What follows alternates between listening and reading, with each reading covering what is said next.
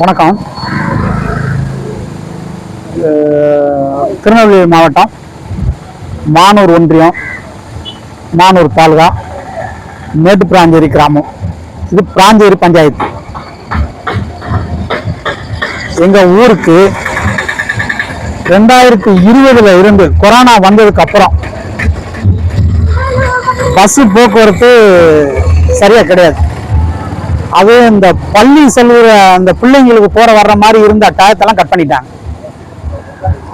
அடுத்து தண்ணி, குடி தண்ணி, இது ஊர் பஞ்சாயத்துல இருந்து போர் போட்டிருக்கிறாங்க. அதுல தண்ணி வர்றதில்லை. ஆற்று கூட்டு குடிநீர் திட்டத்துல இருந்து லைன் போட்டு தண்ணி கொடுத்தாங்க. அதுவும் சரி வர்றதில்லை. இது அப்புறம்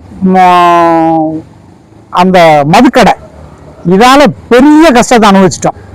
பல பிள்ளைங்களை நாங்க இழந்துட்டோம். 24 மணி நேரமும் டாஸ்மார்க் மட்டும் தடை இல்லாம கிடைச்சிக்கிட்டே இருக்கு. இதுல சாயந்தரம் பஸ் போக்குவரத்து இல்லாதனால பிள்ளைங்க அங்கிருந்து பள்ளிக்கூடத்து பிள்ளைங்க நடந்து வர்றாங்க, வேலைக்கு போயிட்டு வர்றாங்க, நடந்து வர்றாங்க. ரோட்ல இருந்து 10 மீட்டர் டிஸ்டன்ஸ்ல அந்த கடை இருக்குது.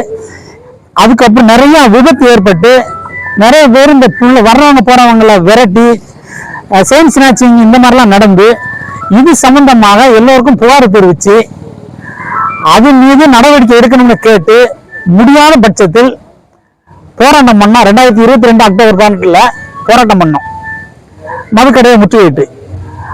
அது தூத்துக்குடி மாவட்டமாக இருக்கிறதுனால Thoothukudi TASMAC manager, collector, inspector, collector, revenue அதிகாரி, தாசில்தார், இவங்க எல்லாரும் கூடி பேசி இந்த கடை இந்த இடத்துல இருக்கிறதுக்கு எந்த முகாந்திரமும் கிடையாது, அதனால நாங்க கடையை மாற்றிக்கிறோம், 1 மாசம் மட்டும் எங்களுக்கு டைம் கொடுங்கன்னு சொல்லி எழுதி கொடுத்தாங்க.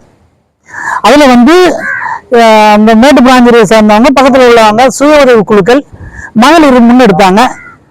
அதுல புதிய தமிழ் கட்சி